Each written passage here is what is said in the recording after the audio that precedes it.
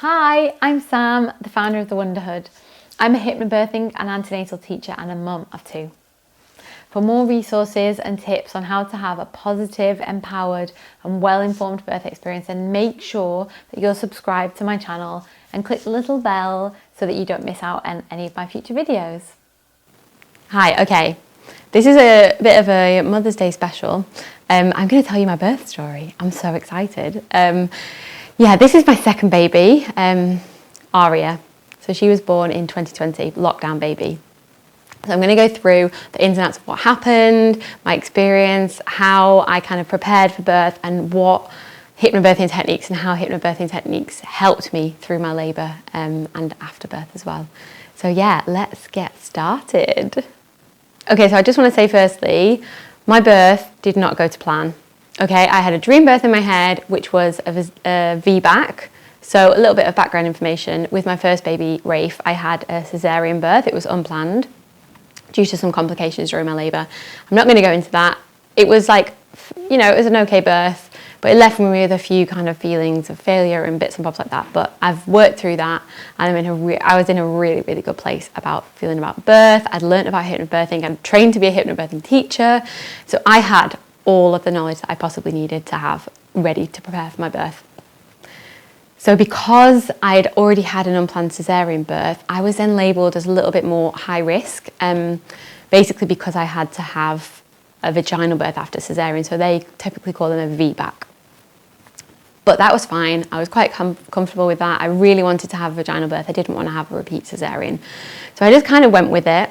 And I really stuck by my guns and like spoke to the consultant that spoke to my midwife and worked my way through that basically, and ended up like getting to a point where I was able to have my VBAC and feeling really supported by my midwives. So that was absolutely brilliant. So basically I got to my due date, and that's a whole due date. That's a whole nother topic. So on my Instagram actually I've got a video about due dates. So yeah, check that out because it's really important. But I got to 40 weeks.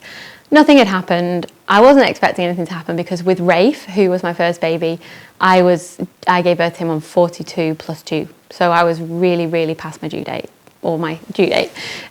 So yeah, I wasn't expecting to go into labour on my due date at 40 weeks. So I went past that, feeling good. I'd actually been having like loads of different sensations since about 38 weeks. So I've been having tightenings, loads of Braxton Hicks, period pains, like on and off. Generally, most days around 3 p.m. I'd start to have like Braxton Hicks, which then turned into period pains and then more tightenings.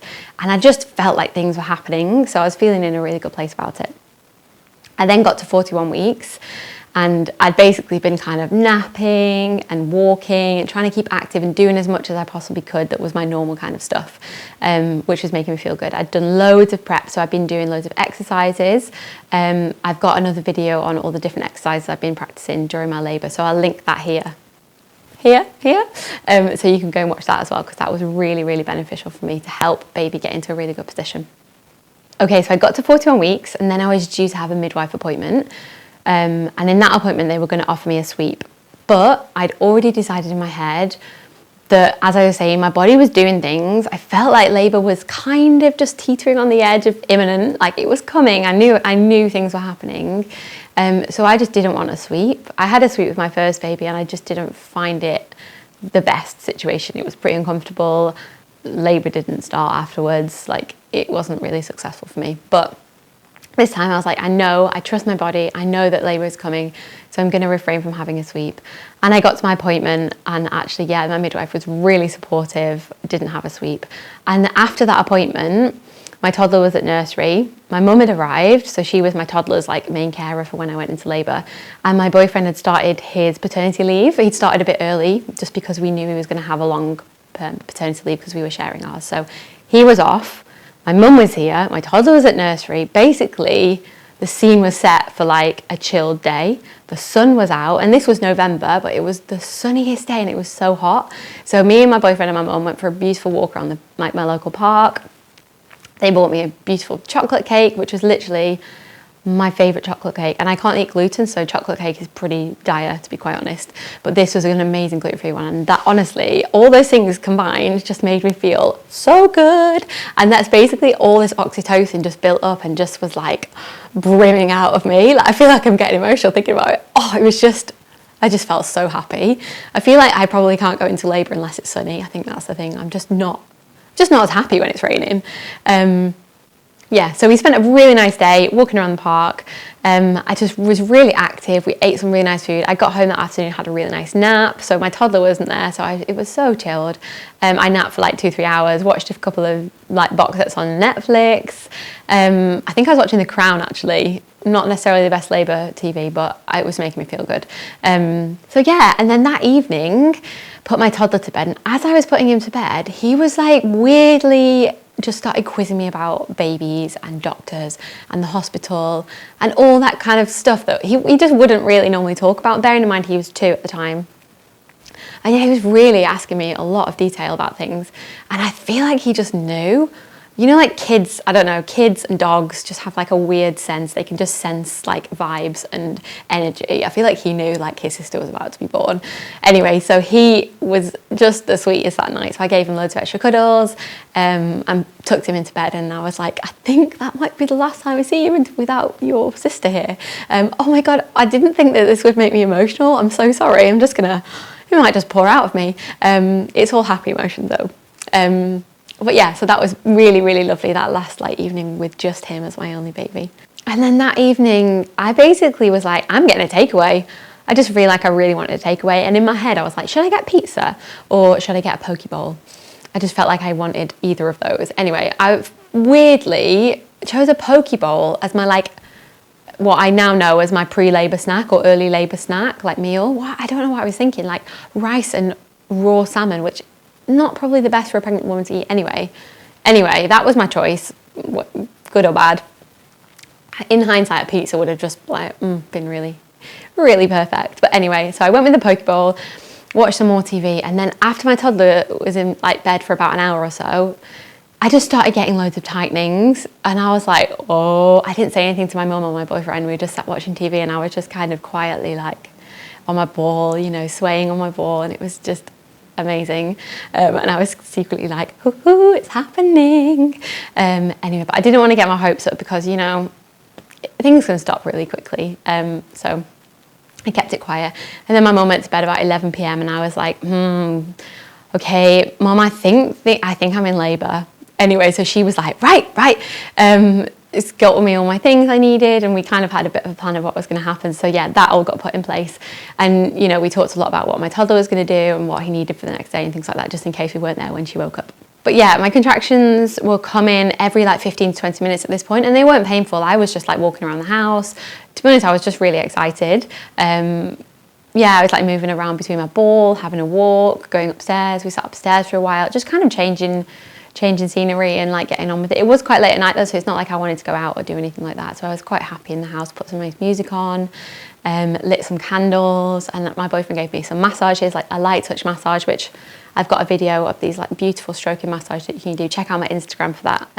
There's some techniques on there that you can use, definitely recommend. And then it got to about 11:30, almost midnight, and I was thinking, okay, I'm gonna go to sleep, because I knew with my first baby I stayed up. Basically, as soon as my labour started, I stayed up all night, and I probably could have gone to sleep, and I was very tired because of that. So I knew this time, the minute I felt like I could sleep, I was going to go to sleep. So I went to bed, got in bed, managed to go to sleep, but, you know, my contractions were still coming and I could feel them, but I was just breathing, and I was able to fall asleep, which was great. But then around an hour later, so like 1 a.m, my contractions woke me up, and I was like, okay, James, to my boyfriend, I was like, this is happening now, okay, we need to like go downstairs or change the scene, because I'm like, I can't lie in bed anymore, like I need to start concentrating through my contractions. So we went downstairs, got the birth space set up downstairs, and I was planning a home birth. I can't believe I've not said that already. I was planning a home birth, a VBAC home birth, which is Typically quite high risk, and people were a bit like, "Oh, what are you doing?" But I just felt like it was the best place for me. Having had like not the best experience in a hospital previously, I knew that I wanted to have a home birth. Anyway, so we got the home birth like environment set up. The birth pool wasn't quite ready yet, but we just were like, you know, the candles and music. It was really lovely. I had all my room sprays and all my nice smelly aromatherapy, which I think I had lavender, and that was so nice. And then basically we stayed like that from like 1 till 3 a.m. really, just kind of coping really well, like just getting on with it, breathing through each contraction, kind of really closing my eyes and focusing and listening to my lovely music. And then shortly before we ran my midwife, I put my TENS machine on. I got my boyfriend to put my TENS machine on, so I was using that as well, so that was really helping. So my midwife, because I was having a home birth, she would come to me. I didn't need to go into hospital or the birth centre, so she arrived about 3:30. Which actually was great because I feel like I just really needed some support from her at that point actually. Like we were coping okay, but I just feel like I needed some reassurance from her that everything was like looking good and I was doing well. I think I just needed a bit of a pep talk, to be quite honest, at that point. Anyway, she stayed with us until about 5 a.m. and I think, yeah, she said she was going to go because she just thought I needed more time. Well, I didn't seem like I was an established labour yet, so she didn't need to stay with me. So I thought that was fine. Basically, she just suggested to go and get in the bath. And honestly, I hate baths. As a person, I just hate baths. So I was like, I don't want to have a bath. But as soon as she said that, when I was in labour, I was like, yeah, I'm going to get in the bath. Like, that sounds amazing because I just wanted that warm water and that relief. And I was getting quite tired. So I was like, I'm going to lie down in the bath, have the warm water. So basically that's what we did from about 5 a.m. We went and got in the bath. I say I did. My boyfriend just sat on the floor next to me, and he found like all my toddlers like teapot and like bath toys and was basically like topping up the bath, keeping it warm, pouring warm water over me with all my toddlers like little toys. And I was getting a bit chilly, so he went and got loads of towels and like lay them over me, which honestly that was just one of my favourite parts of my labour actually. It was really nice. So I stayed there until about 7 a.m. And I managed to actually doze off in between. Obviously my boyfriend was making sure I didn't slip under the water, but to be fair, my bath is tiny, so that was not really an issue. Somehow I managed to like kind of squeeze me and my bump into my bath, lay on my side, and he was pouring all this lovely water over me, and it was I was just feeling really good at that point. And I was really coping quite well. Obviously I took the TENS machine off to get in the bath, just FYI, obviously it's electric. So then it got to 7 a.m. and my toddler woke up. He was like at 2, he was like clockwork, he'd always wake up at 7 a.m. So I heard him rummaging around in his bedroom and I just didn't want him to see me. For some reason, I just didn't want him there. I felt like, I don't know, in hindsight, maybe the oxytocin rush of like loving him and seeing him would be really good, but I just felt like I just needed my space and I didn't want him to be worried about me or like, I just wanted to keep that really separate. So my mum kind of scooped him up and we sneaked downstairs and set the birth room up kind of in the lounge area. So we've got quite a big open lounge, so we just set it all up in there. And it was the only room in the house that my toddler can't open the door to. So we knew we were safe in here, so it's all good. And then we just continued downstairs for a while. Again, I was like leaning over the table, walking around, just keeping moving as much as I could because I felt like I'd had that rest I needed in the bath. So yeah, I was having like little bits of snacks here and there, like water, I think orange juice and apple juice, and like tinned peaches just were like going down an absolute treat for me because they were just really small, really juicy, moist, just slip right down, and that was just like really giving me enough energy to keep going. Obviously, because prior to that, I'd just been eating pokey. Not a great choice. But also actually, I didn't mention, I was feeling quite nauseous. Probably up until the point of coming downstairs, I was a little bit sick. But yeah, that's quite normal in labour and a lot of people do experience vomiting. That was interesting, the vomiting, which meant I wasn't able to keep as many fluids down. So I needed to really make sure that I kept eating and drinking water as much as I could to keep my levels up, energy levels up. And then a new midwife, because obviously there was a shift change, but my new home birth midwife came around 11 a.m. just to check on me, see how I was doing. And at that point, I agreed to a vaginal examination because I just felt like I needed to know what was going on. And I'm not like for or against vaginal examinations. I'm like totally neutral. Like if you want to have one, have one. If you don't, don't. But I had said to my midwife, I'm happy to have one, but I don't want to know how many centimetres dilated I am. I just don't, it's not a bit of information that I need to know because I felt like that would get in my head and that would maybe change the way that I approach my birth. So I asked not to know. So she examined me, and later I found out I was 4 centimetres at that point. So she was like, it's really great news, Sam, you can get in the pool. And in my head I was like, I know that they don't really like you to get in the pool until you're in established labour. So I was like, okay, I know I must be like 4 centimetres or beyond. So at that point I just got like so excited. I feel like I jumped up and was just like dancing around, moving around, like the whole vibe changed then. I was like, right, get the birth pool sorted, like everything, you know, get everything going. Like I want to get in this water, come on.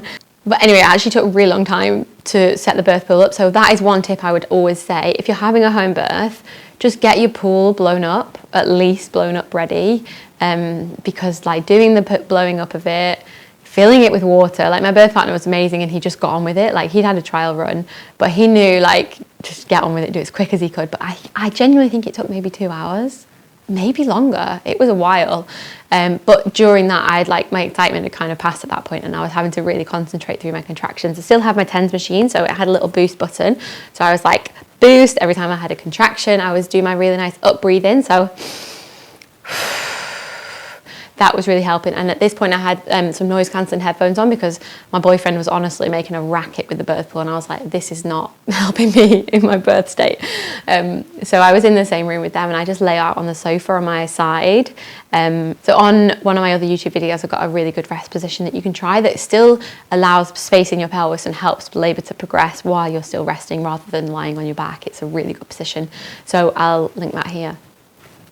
But yeah, so I was resting, noise cancelling headphones. I was just kind of in my zone. And again, I was like dozing in and out, like drifting in and out of sleep, which was really nice.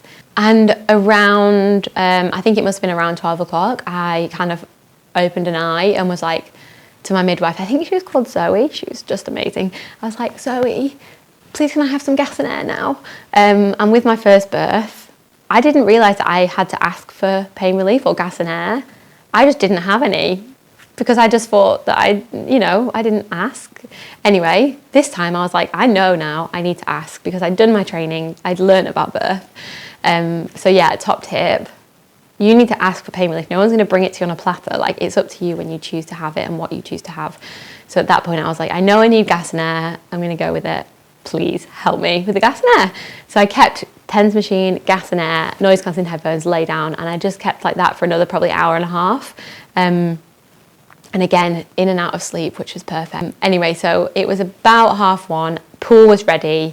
I literally jumped up again. I was like, yes, I'm getting in straight in. And I think, honestly, I had this just moment where I was just like, just so excited. And I bought a special bikini top, like made me feel a bit sexy. So anyway, my boyfriend got my top for me, put me in this top. Basically, I just stripped off and like my boyfriend shoved this top on me and I just was honestly like, I felt like a goddess. I was like, oh, got in the birth pool and I literally was like, verbally, I was like, this is the best thing that's happened to me all year. Like genuinely, I fully believe that it was. Like that feeling of relief, the minute I got in that water, and it was like hot water. So they have to keep it at a certain temperature to make sure that it's like safe for you and the baby. And honestly, it was bliss. It felt so good. Like that's the best pain relief I'd had to that point. It was amazing. So honestly, if anyone's considering having a water birth or even going in the bath, you know, it's the same kind of sensation. As long as the water's warm enough and you've got space to move, it's priceless. It really is. And I just got in. I'd got quite a big one because I wanted my birth partner to get in with me. So I just got in and I like just floated around like a whale and it was so good. So. Okay, so then I just basked in the pool for like, I don't know, until about 3:30. So probably in the next 2 hours, I was just like, just really vibing. It was so good. Gas and air still. TENS machine obviously had gone, again, water issues. But I was just like moving however I wanted. I could float around the pool, like literally going from side to side. Still had my beautiful playlist on. I could smell all my lovely aromatherapy. And at this point, my birth partner was doing a double hip squeeze on me because I was having a bit of back labour. Basically, we later found out that my baby was in like quite a tricky position, like her head wasn't quite in the right place, and she was a bit rotated anyway. But it meant that all my sensations, instead of being in my tummy, were in my back and in my pelvis, and that's where I was feeling all the sensations. So the double hip squeeze for me was amazing. And if you check out my Instagram, I've got a reel on how to do the double hip squeeze, because honestly that was a game changer for me. But yeah, I decided I was going to have intermittent monitoring, so my midwife was monitoring me and basically like leaning into the pool every 15 minutes or so to monitor baby, and everything was looking really good, and they were really happy with like my VBAC going well, and it was all progressing really nicely, until it got to around 7 o'clock. So by this point they were thinking, you know, like baby might be coming really soon. Like I could kind of see out of the corner of my eye when I opened them that the midwives were like prepping stuff, and I could see there was a bit of a like anticipation, because at that point I was starting to feel very like pushy. I was like, okay, I'm feeling like I really need to push now. And like graphic information, I'm really sorry guys, but it was feeling like I needed to do a poo. That's how it was feeling. And they were like, oh my goodness. Yeah, I could tell that they thought like baby's coming here. But anyway, so then they took my one last monitor of my baby, and her heart rate was kind of creeping up a little bit. So she showed me at that point, she was like, Sam, look, I want to just have a chat with you if you feel comfortable to do that. And I was like, tell me everything. Like, obviously I'd learned about birth, and I'd become a bit of a birth geek by this point. So I was like, I need to know every fact, every information. I just want to know it all. So she got out her chart and she showed me like baby's heart rate had been going up a little bit, not like to a concerning level, but it was just gradually going up and up. And she was explaining that maybe is something because of you're in the water for so long, because I'd been in there for like 5 hours by that point. So she suggests I get out of the water and maybe go for a walk up and down the stairs and kind of move around. But I think I'd got to a point where I was like, I am never getting out of this pool. In hindsight, I wish my birth partner had like also been more persuasive to get me out of the pool, because as soon as I got out eventually, I just felt amazing. I like sat on my birth ball and it felt so good. Basically my body just needed to change position. So yeah, I should have done it a little bit sooner, but anyway. And as soon as my midwife monitored me again, she was like, yeah, baby's heart rate's going back down, like it's looking really good. And then I agreed to a final vaginal examination, because it just didn't feel like things were happening, and I still felt like I needed to push, but I wasn't ready to push. It all just was kind of going a little bit off track. Baby was happy, but heart rate was definitely fluctuating.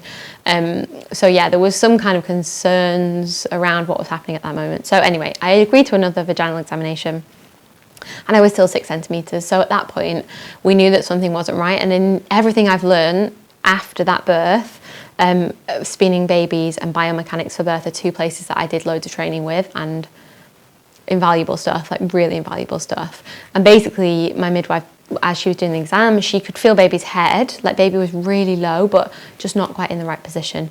So I think baby was struggling to get into a good position to be able to progress labour, to be able to move, and that's why I was feeling it all in my back basically. So at that point my midwife was starting to talk about interventions and maybe an induction, and she'd been in close contact with the labour ward the whole time, so they were kind of advising, she'd put them off for a really long time, but they were advising me to come in. And at that point I just basically spoke up and I was like, I'm not having an induction, I'm not having any intervention, I'm not having any drugs, and I don't want my waters broken. And that's a personal choice that I had made due to my previous experience, and that's not saying you shouldn't do that, because obviously it's very personal, and that might be the right thing for you to do, to go down that route of waters broken and having the hormone drip. But for me, I just knew that it wasn't going to be the right thing for me to do. I wasn't going to feel positive about that. So I spoke up and I said, no, that's not what I want. Instead of that, I would really like to go and have a repeat cesarean, and that had always been my plan, because that was how I gave birth. The first time I knew that would be my backup rather than induction. So that was just a personal choice, not to persuade anyone to do that, but that's just where my head was at and how I felt that I would have like the best experience possible. So prior to that, like that was our decision that we'd made, but we just thought we'd give it one last shot. So we tried a couple of different positions, and my midwife was really supportive, like walking up and down the stairs sideways, like trying various different positions on the birth ball and moving around just as much as I could to try and get baby to have a bit more space. Anyway, nothing was really helping at that point, and that's when we I decided, I was like, right guys, I'm going in. Mum, you're going to drive me in, get a neighbour to come and watch my toddler, and James, my boyfriend, was going to sit in the back with me and keep doing this double hip squeeze, which was just getting me through. It was amazing. And my midwife was like, oh no, we can't do that, you need to get an ambulance. And I was like, I am not getting in an ambulance. She also told me the ambulance was going to take up to 4 or 5 hours, and I was like, no, this isn't happening. I'm going to go. My hospital is maybe a 5-minute drive away, like it's super close. So I was like, my mum is going to drive us there. We'll meet you in the car park. You can follow us in the car. We'll be literally 5 minutes. We'll be there way faster than if we waited for an ambulance. And anyway, my midwife was like completely on board. She was like, I'm so glad you suggested that, because that is a way better idea. You'll get there way quicker and it'll all be, keep moving, and it's the best thing for you. So at that point I was also like, and by the way, I'm taking this gas and air. So I'd like grabbed this bottle of gas and air that I'd just been clutching with the nozzle, and I was like, this is coming with me in my mum's car. There's no way you're taking this off me. Anyway, so that happened, thank God. And yeah, I just kind of roll with it. Gas and air in the car.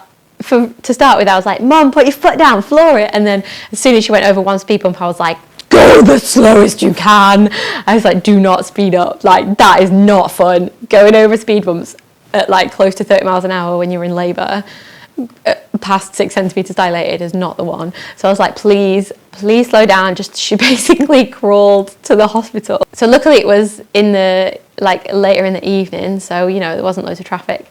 But yeah, we just like kind of crawled our way to hospital. And honestly, in the car, we were laughing our heads off. I was hysterical. I think the gas and air had kind of kicked in at that point. But we were just having the best time. We were just couldn't stop laughing. I was like just giggling. My boyfriend was giggling.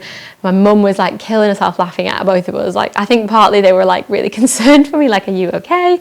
But honestly, I just still felt really good, even though I decided that my birth plan was like out the window. My home birth had like, not gone to plan, and I was going in for a cesarean. I was like over the moon. I was so elated. And then everything happened really quickly from there. So we got onto the labour ward. And yeah, within minutes of being on the labour ward, my midwife leaned over to me. She was like, I'm going to have to pull the alarm. I'm so sorry. And I knew what that meant, because I'd had that happen with Rafe, my first baby. And that means they press an alarm button, and obviously all the members of staff that are kind of on call on the labour ward will come rushing into your room to check that baby's okay. And she said, before she pressed it, she said, I just can't, I keep picking up your heartbeat rather than the baby's heartbeat. I'm not concerned about the baby. I know the baby's fine, but I'm going to have to do this. It's like protocol. So anyway, so I wasn't really concerned at that point. I knew my midwife knew what she was doing, and she was more than confident that everything was fine. But protocol said she had to get me checked out. So they ran in. But I honestly was so calm still, because I knew what was going to happen. And I just like closed my eyes and just kept breathing through it. And it was scary, even though I knew everything was going to be fine. It was still scary, because you have all these people run in, and you're not sure what they're going to say or do, and you don't know them, you never met them. But the breathing and closing my eyes really helped to kind of keep me grounded and focus on my baby and the things that I needed to think about. And then something really, really important happened that I really need to talk about. So basically, my birth partner was kind of keeping a close eye on the doctors and seeing what they were saying, and kind of listening in and making sure that he knew what was happening so he could relay that back to me. And the doctor at one point said, okay, hop up on the bed. And then the doctor at one point said, okay, I'm just going to pop a monitor on your baby's head. Yeah? In that tone and in that kind of phrase, my boyfriend was like, whoa, stop. So on our birth plan, we'd specifically said we don't want any fetal scalp electrode, which is basically a monitor that's attached to the baby's head. We'd said we didn't want that if possible. So he just basically told her to stop, because that was going against our wishes, and he knew at that point that I didn't want that. So he spoke up, and honestly, it was the best thing he could have ever done. And he said, first of all, he said, is the baby okay? They said, yeah, the baby's absolutely perfect. Is Sam okay? And I was obviously fine, yes. So we didn't need to rush and put a monitor on my baby's head.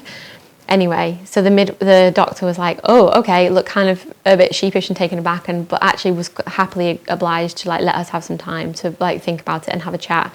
She went out of the room, and then we called her back in about 10-15 minutes later and said, okay, this isn't what we want. We don't want that monitor. We'd just like to have a repeat cesarean. And then obviously everything was fine. My baby was being continuously monitored, but absolutely fine. And then we just kind of progressed from there, really. Within probably about 40 minutes, I was on my way to theatre, had my gown undone so I could pull it down and get my baby to my chest as soon as she was born. Signed all my paperwork, and yeah, I was in theatre, and the whole time we were just laughing. Me and my boyfriend was probably a bit sleep deprived, probably all the gas and air. And we were just so elated, like we just were having the best time. We were just really excited. It was really bubbly. It's like a really great atmosphere in theatre. Not your typical like calm, breathe, hypnobirthing, birth. We were just like going for it, just like letting loose, laughing, telling jokes, like just literally the best time. And it was just magical. We had then, just about 40 minutes or so of them stitching me up, because there's so many layers that they have to stitch up after a cesarean birth, so that takes the time. Basically the birth of the baby is quite a quick thing, and the birth of my placenta was fairly quick, and then the stitching up was a bit that took the time. But that whole time I had Aria on my chest. She basically latched straight onto my boob. I started feeding her in theatre, and yeah, funny though, because obviously I'm 5'3", so I'm quite short. I don't have like a huge torso. By the time you've got the screen, which started basically from my boobs, so I only really had my boobs and my neck and throat. So when Aria was passed to me, she basically was like, kind of lay like sideways across my neck. I literally was like, I was wearing her like a scarf. That's what it felt like, and it just felt so weird, and I was just laughing my head off at that. But she was kind of sideways lying across me, but head down towards my boobs. So she's basically like bumming my face and like feeding on my boob. But it was lovely. It was just so lovely. I don't think we got some very sexy photos at that point, because it was all a jumble of legs and limbs, but it was just magical. It was really, really nice. And then went into recovery for about an hour, and that was all fine. And then got to the postnatal ward, obviously, because it was COVID times and it was actually during lockdown in 2020. So my birth partner, James, had to leave after an hour. And that was honestly one of the most emotional, like really, really, really hard things to go through. So yeah, that was a bit of a bummer that he had to leave. But I basically was like, you need to obviously dress Aria to start with, because I couldn't move. I was still like completely numb. So he was able to like dress Aria, get her all set up in her bed, like, you know, settle her back down. I think I fed her, and then he took her and put her in her bed for me, so that I could try and get some rest. And he'd set up like a whole row of my snacks just like lined up for me, so that I could just grab and go, with my extra long phone charger as well. So that was great. And the staff were amazing. They were able to like, you know, I pressed the button many times that night, like, please can you come and like pass me my baby? Little things like that birth partners generally do, and hopefully now it's much more normal and birth partners are still able to do that. But if you are on your own on a postnatal ward, just know that the staff will be able to help. They'll be willing to help you. They're fully expecting that, you know, they need to do a little bit more for you, especially after cesarean birth, because you can't move your legs, you can't get out of bed yet, so they'll happily pass you your baby and like snuggle them back up in the bed if you need that. But yeah, it was just honestly the most healing, beautiful VBAC home birth / repeat cesarean birth that I could have ever wished for, and I don't regret a single thing about it. It was just amazing, incredible, and again, I'm just welling up again, so just really happy memories. And yeah, so I hope that helps anyone if you're interested in birth or how you use hypnobirthing. And honestly, like the knowledge that I'd learned in hypnobirthing just really got me through that birth. But good luck with your birth. I'm sure you'll be amazing.